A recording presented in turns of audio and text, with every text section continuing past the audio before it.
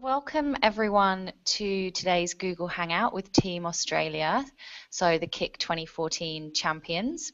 My name's Helen Bobbitt. I'm the grad recruitment manager at KPMG in Australia. So I look after the grad recruitment for nationally with specific responsibility for recruitment into our Brisbane team.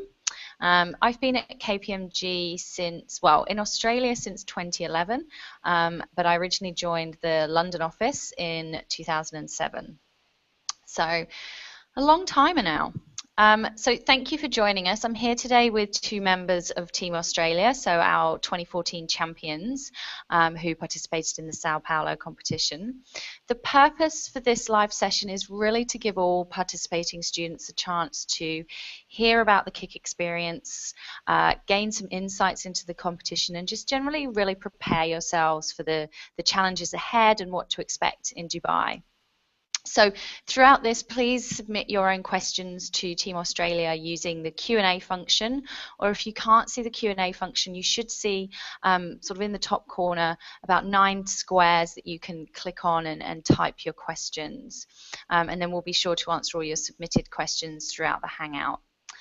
So I'll pass to Johnny and Sam to introduce themselves and tell you a little bit more about them. Cool. Alrighty. Hey, I'm Johnny. I studied law commerce here at the University of Queensland in Brisbane, Australia, and we've actually just had a third member of our team show up. Oh, great! Which is positive. Who will look at Helen? You're on the Google Hangout to many people, so introduce yourself. Hi, I'm Daniel. I'm studying commerce economics. I'm also my 5th year at UQ.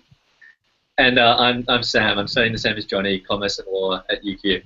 Yeah, and then the 4th team member we had, Lockie, studies Law and Economics, so very similar degrees.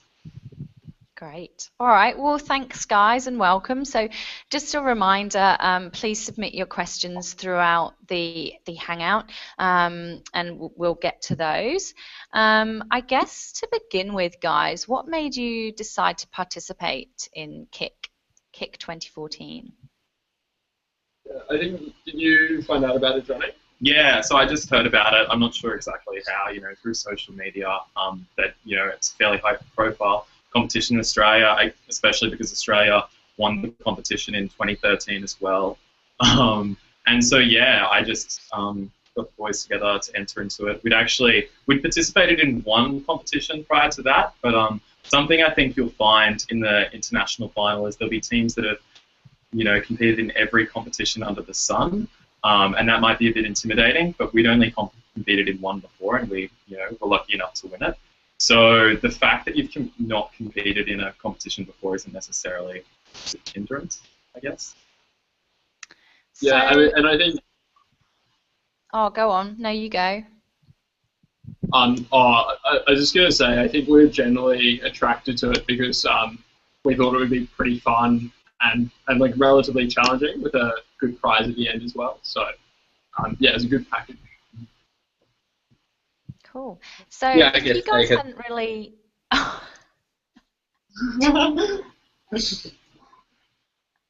So I was going to say, if you guys hadn't really done many competitions before, how did you find the national competition? So obviously you went through a couple of rounds. You did a Brisbane round and then you did our national final in Australia. What were your experiences? Did that help? Oh yeah, so we obviously had state rounds in Australia and then national rounds, and I thought that they gave us cases that were really good preparation, definitely for the international competition. Probably the one thing that we were a little less prepared for was actually kind of the social element of it, because Australia being the size it is means that we all video conferenced in. But the cases and the experience was really valuable and valuable preparation for the global competition. Okay, so obviously the guys on the call are all getting ready for Dubai in April. How did you prepare for the competition? We did lots of push-ups. No, on a serious note, I think there was probably a specific preparation we did as a team and general preparation we did as individuals. So with the specific preparation, I think we tried to do a case a week as a team. So we'd find time for ourselves to do it, and then we'd go into the KPMG offices and get some pretty good feedback on that. And then more broadly, I think we're just trying to stay up to date with the news and general business trends that we could try and capitalize on. Yeah, I remember specifically being asked by another competitor whether we all read The Economist as like preparation, and it just happened that all four of us just are nerds and read The Economist. So definitely I think a huge thing to do is that wide preparation and getting that diversity of information about current affairs, because that's really which gave us a lot of support through all the rounds. It's the, I guess, the extra value you can add that isn't necessarily in the case that you're looking at. Okay. Yeah. That's really useful.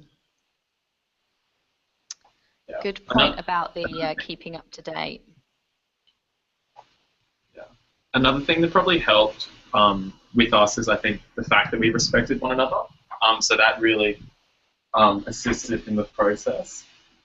Go away, like actually go away, I'm sorry.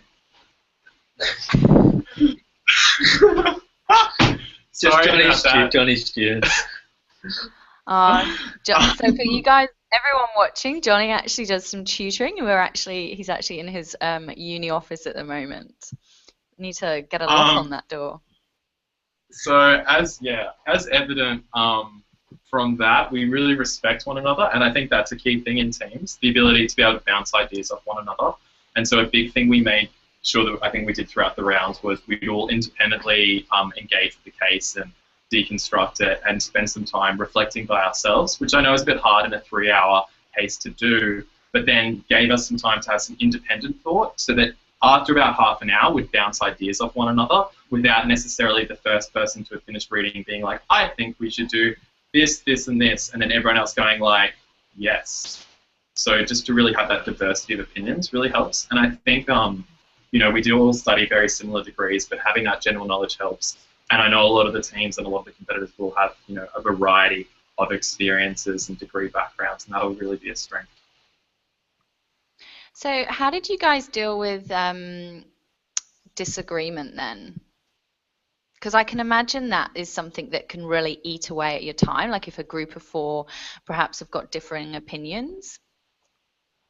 Yeah, so I think it's probably a bit of a double-edged sword, the time requirement. So on one hand, you are in a lot of trouble if you can't sort out your disagreements, but for us, it provided us with the impetus to just, like, one person pretty quickly roll over, so that we didn't spend more than 15 minutes potentially on a single issue, or at the very least sideline it, come back to it later in the preparation, so that we didn't get weighed down. So when it kind of moved from, logical, rigorous debate to just staunch disagreement, was when one person would just, I guess, step away from it.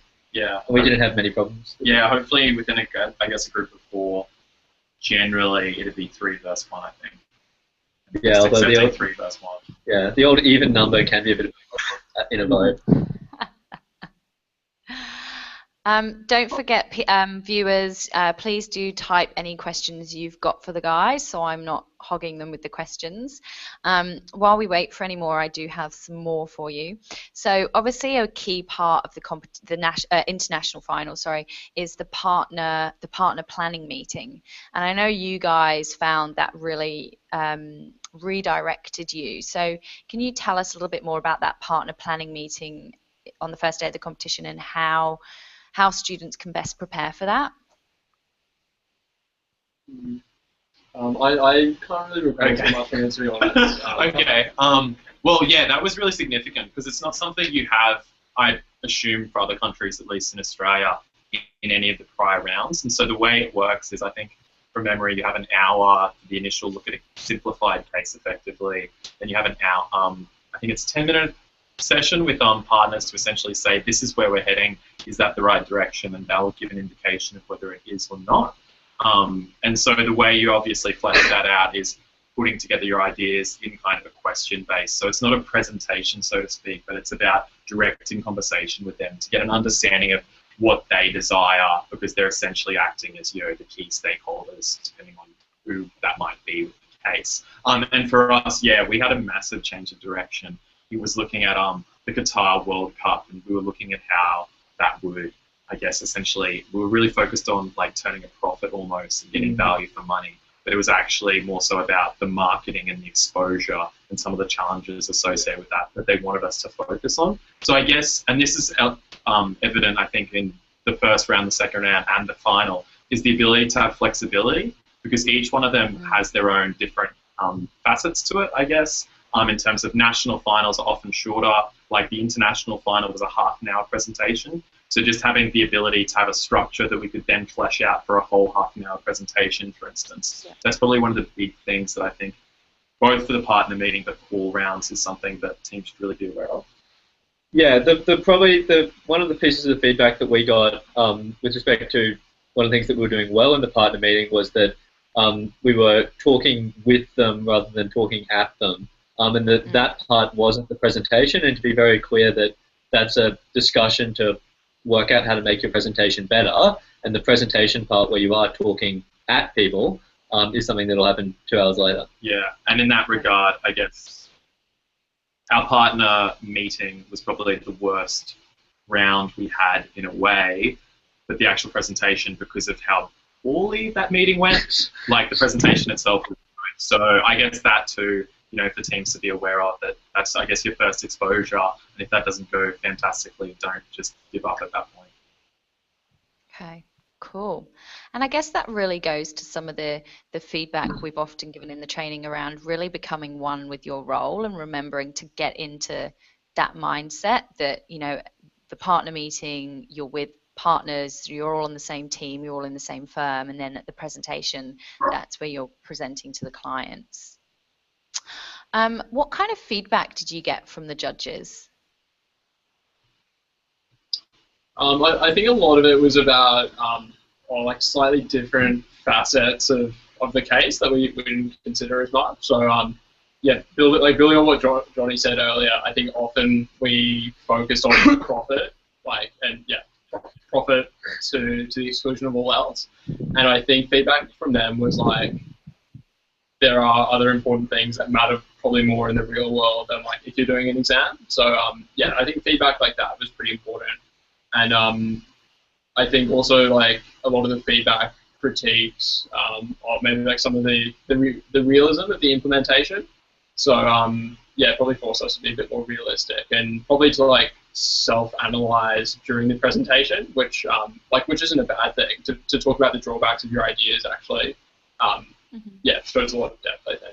I know that's something we definitely did in our national final and our international final. I remember specifically doing models for projections of like future income that we made them initially and then just realized that they weren't realistic in any way, and so we reassessed that. And that's probably, a temptation obviously is to paint a good picture for your client and make it seem like everything's going to be great.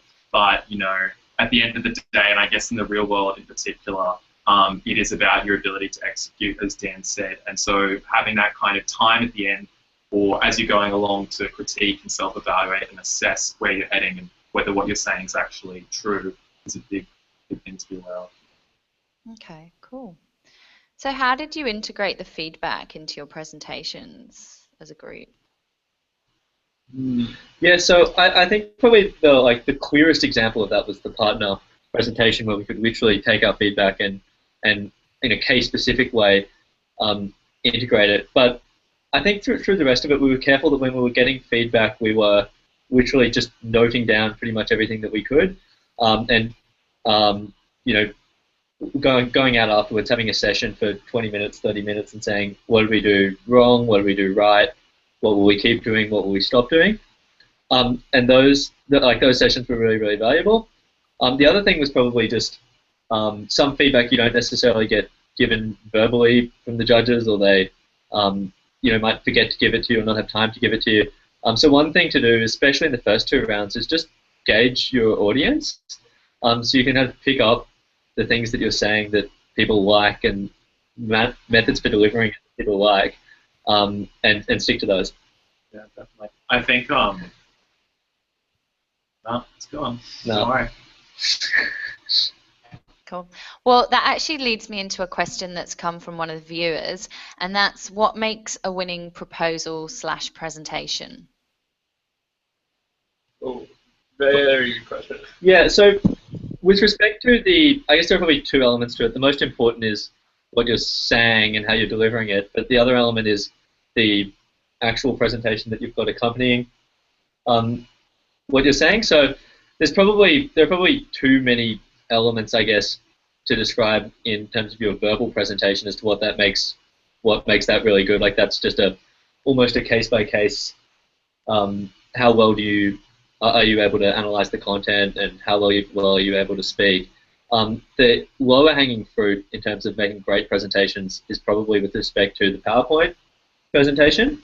And we thought that, and this was a lot like one of the main areas of our case that benefited a lot from our feedback and practice, especially with KPMG, was keeping our PowerPoints simple and easy to read. So it was a matter of having where we could display things, or where things were more logically displayed as diagrams or flow charts, doing so, not presenting people with big walls of text, and just not having too many slides and speaking to the slides rather than reading the slides. Yeah. I'd further add, like probably building off what Sam said, really having a coherent structure. So that's within the presentation itself and the signposting that does actually happen within the PowerPoint, and that's something that like is a big part of, I guess, any professional services organization. Something I've noticed having interned at KPMG subsequently, that it's a big part of what they do in reality in terms of, showing your client where you're going. So every single bit makes sense. And building on that, and going back to what I was saying before, I guess, in terms of assessing the validity of what you're saying, is being prepared to defend what you're saying and why you're saying. And that works twofold, the sense that there is Q&A at the end, and that's really when the partners are going to try and pull apart what you've said. But preempting that and trying to essentially build into your presentation why you're saying is correct, I think is something that really helped get us across the line. Yeah, I agree with that. Yeah, and then once again, it just comes down to being coherent, all being on the same page. Kind of Sam was talking about speaking techniques. The four of us probably all have very different speaking and presentation techniques, and that's absolutely fine. But it's just about ensuring that you're all on the same page in terms of what it is you're actually saying. And probably something that teams might overlook is, I think, aside from doing boring things like reading The Economist and whatnot, like it probably is worth trying to build like cohesion in your team by like doing fun things together before going to Dubai, so you respect one another and get along. I'd say. Team bonding. Yeah. I definitely saw with your presentations that you guys certainly all had your roles in the presentation, and you covered off sort of similar sections that were your strengths, and I thought that really worked compared to sort of other presentation I'd seen. What surprised you most about the international competition? I think in a way, the variety of cases, or maybe just the complexity of cases, because I think we were probably expecting like a merger or acquisition, or like a business is broken, fix the business sort of case. But we had the Qatar World Cup, London Olympics, and then I think a European shale oil company. So like very varied, and some of those not-for-profit cases I think are actually much more challenging than the profit ones. So that was a big surprise, but it was really enjoyable. Anyone else? Sam, you had a good point. Oh, it was probably just in terms of what surprised me the most, it was probably, rather than the diversity of cases, I guess the diversity of academic backgrounds of our competitors. So we obviously all study very, very similar things at exactly the same institution in the same city. So to see a lot of our competitors who had backgrounds, in the sciences, or just, I guess, outside of strictly accounting or finance, was something that positively surprised me. Cool. What was your most valuable takeaway from KICC 2014? That's a question from one of the viewers. For me? Yeah. Oh, for me, it was probably just, I guess, improving my analytical skills and making sure that, just making sure that what I said was really, really, really defensible. Because in university assessment, you generally say it or you write it down and you present it. And if there's a problem in it, you try and hide it. And you just don't get away with that when you're getting grilled by people at the end. So it's probably making sure everything I do is analyzed well and entirely defensible. Yeah, defensible. Definitely with the question, the Q&As that you get from the partners, especially the advisory partners that will be there. Yeah, you won't get away with making assumptions. Definitely. I think for me on that question, as lame as it sounds, the value of teamwork was really something I got out of there. But just in the sense that, like obviously if you work with 3 other people, you'll produce a lot more, and you work together, you'll produce a lot more than you could on your own. But I just had a really positive experience. Yeah, because we were under pressure, but I realized if you, as lame as it sounds again, if you like respect your teammates, but still have the courage to like challenge them intellectually on almost everything, and vice versa happens, you'll produce way better results, and you'll have a better time at the end of it as well. Yeah, I think definitely that element of communication in terms of roles and structure and where we fit. And even just, once again, going back to what we said about if there was disagreements, how that could be a positive thing. And I think maybe compared to some of our competitors, our willingness not to necessarily be like, oh, well, I know a lot about renewable energy. Let's try and include that somehow. Like the ability to just admit that, you know, you weren't necessarily adding value and the others had a better position. Like I feel, for instance, Lockie wasn't here.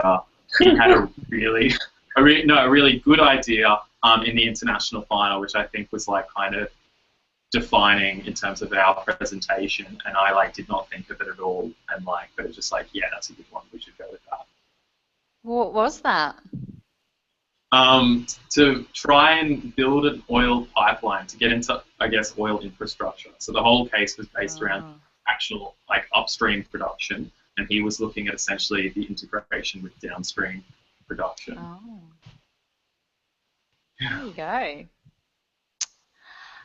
So if there's any more questions from viewers, please don't forget to just type those in and send those through to me. Guys, is there anything you would have done differently? I mean, I know you won, so you obviously did a good job, but is there anything that as a group you thought, do you know what, we should have done that differently, or we could have done that better? I guess like a lot of the stuff that we think that we would have done differently was was relatively specific case stuff. I think the main in terms of that varied on a case by case basis. I think the main thing that we probably would have done differently was, I mean, and I know it emerged that we ended up winning without this, but we probably just could have and should have done a bit more practice than we did. So we were quite busy with uni work, but I don't really remember my uni work for those few weeks or that month, or it wasn't particularly valuable compared to what I took away from the competition. So like, don't fail your uni work, but just for us, it was probably a question of a little, like, we could probably have reprioritized if we did it again. Okay. Yeah, no, I definitely agree with that. I think there'd probably be small specific things for each case that we could have done differently, but I can't think of any huge holistic changes. No, not really. No. That's fair enough. So I mean, we've given a lot of advice to the viewers and the participating team. Final word of wisdom and advice for the guys going to Dubai? Have fun, but have fun responsibly. Yeah, that would be a gem. Johnny, do you have any insights out of that? No, responsible fun? But yeah, do enjoy yourself. It isn't like it's a once in a lifetime opportunity, definitely, in terms of the whole experience. And I'm actually quite envious with the role that Emirates is taking into it. Me and Sam are very big plane nerds, so very much jealous of whatever role they're going to play, the experience and whatnot. But yeah, just make the most of it, because the people you meet, like both from KPMG and the other competitors, like just a huge diversity of people, and something you might not otherwise experience any other time in your life. Do you think this experience has helped you with your career, your education? Yeah, definitely. So I guess that probably links into the biggest takeaway element of that. So I think like the development of analytical skills and that sort of stuff has been obviously exceptionally valuable for my uni work. Um, I've still got 18 months left at uni, so I'm not too deep into my career yet. But those skills are all skills that are really relevant for my career and my career progression as well. Yeah, and I think we all had a really good time, and I think at least it's sort of hard to create an environment like that, which is maybe similar to some lines of work. So I think, yeah, I think it's sort of confirmed that I like doing that sort of thing, like solving cases and problems and doing a bit of analytics. Yeah, definitely. And I was lucky enough to have the opportunity to have a vacation internship in the management consulting team in KPMG Brisbane. And it was really cool to see that really a lot of, what is done at KICC really is like, that's what their work is about. And advisory, is, I think, the largest arm of KPMG internationally. And I think a lot of people don't realize that it is such a big part of what KPMG does. And you guys will, as competitors, and the experience you'll have in terms of meeting partners and people from the firm, like it's quite eye-opening and really cool in terms of those kind of opportunities that do exist. Yeah, I think definitely make the most of all the networks that you're going to be building. Was there another team that really stood out to you that you thought, oh, geez, it's tough competition, we're not going to beat them? The Norwegians? Yeah. Yeah, probably the Norwegians. Oh, pardon? Yeah, they're very good. They were probably really good. And definitely the Americans were really good. Yeah, and obviously the French, who also made the final. I think the German team was relatively switched on as well. Yeah. But you didn't let it phase you? Oh, I didn't let it show at least. Yeah, I think it scared us enough to work really hard for 3 hours, which was important. Guys, before we wrap up, I just want to bring it back to the presentation element, because I do feel like you can do as much prep and great analytical work over that 3 hours, but the presentation can really make or break. So what did you do anything to prepare specifically for the presentation skills side of things? Did you practice? Did you get a view of whether there are any specific things the judges were looking for around the presentation? I definitely, it's almost with the benefit of, like, a few things we did actually do. One thing was when we practiced our presentations, we never did it as a whole presentation. That makes sense? So we'd all practice our own individual parts and then just make sure that we touched off on the things we're actually talking about all lined up. But, I'm going to talk about, 1, 2, 3, 4 in 3 minutes to make sure that no one contradicted. But actually spending the 3 minutes while the 3 others watch you is kind of like wasted time when you only have 3 hours. So we'd actually practice the presentation separately in separate corners of the room and whatnot. Oh, okay.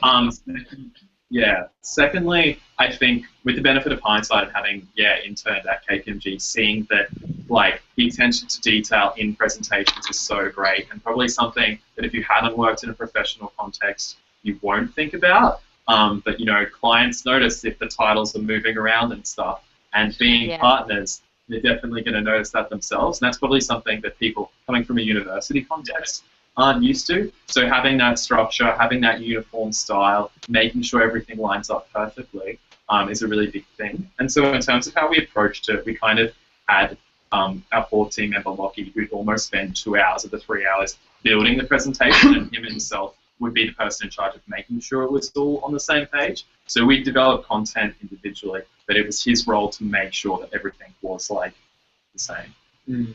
Yeah. That was pretty good. And in terms of the speaking, I think before we got to the competition, we probably spent a bit of time like verbally practicing cases that we were doing. And if we were doing this as a team, obviously you've got 3 people watching you.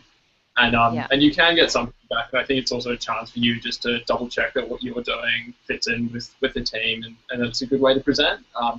But I think we've probably had a bit more presentation practice than average in the past, so we didn't focus as much on this. But I think, it's definitely something that you can get a lot better at through practice. So having people watch you or doing is definitely recommended. Yeah, like obviously practice there's definitely a makes long time to perfect. develop. Yeah. But yeah, just get it cramming as much as you can. Like ask your friends, ask your family to watch you practice the case, and that's as kind of as close as you'll get to a proper simulation. Cool. Cool. Any tips for networking while at the competition? Just don't be afraid to talk to people. Yeah. Try and talk to as many people as you can, and it can kind of be easy at the end of one of the long, quite tiresome days, I guess, to just say, I just want to talk to my friends and sit down somewhere. I would definitely say, really get to learn like people's perspectives and their background and stuff, because there is such a diversity of people from KPMG around the world in terms of the clients they work for, the work they do. I mean, there'll be advisory partners, audit partners, tax partners, like such a big diversity. They all have really interesting stories and very diverse. So don't, it sounds like a horrible piece of advice, but don't be boring and don't try to talk just about the competition to people, because that's all well and good, but when else are you going to really have the opportunity to, talk to people from around the world and learn about them, as opposed to just oh, yeah, we did this case today. Yeah. Yeah. Yeah, good one. Yeah, I think definitely don't be afraid to sort of talk about more broader things. Okay, I'm going to wrap up with one final question for you guys. What was your favorite bit of the competition? And based on what Johnny just said, you don't feel obliged to say it was doing the actual cases. Be honest, what was your most favorite bit? Oh, God. I really liked the competition, but we took a week off to go to Rio afterwards, and we stayed with the German team in the same hostel. So I think the fact that we made some pretty good mates during the competition, and sort of had a good time afterwards was very good. We're catching up, I believe, in 2 weeks with one of the German guys. Yeah, he's out Oh, of Australia. cool. Yeah. My favorite bit was probably the gala dinner, because I didn't go on to Rio with these guys, so I'm not sure it may have been my favorite bit anyway. But yeah, we just all had a really great night. Oh, good. And you've made some lifelong friends. We had. Exactly. All right, guys. Well, thank you so much for your time, because I appreciate it's quite late in Queensland at the moment. Viewers, thanks so much for your time, and all the best. All the best for Dubai. Good luck. May the best team win. Good luck, everyone. Good luck, guys. Yeah.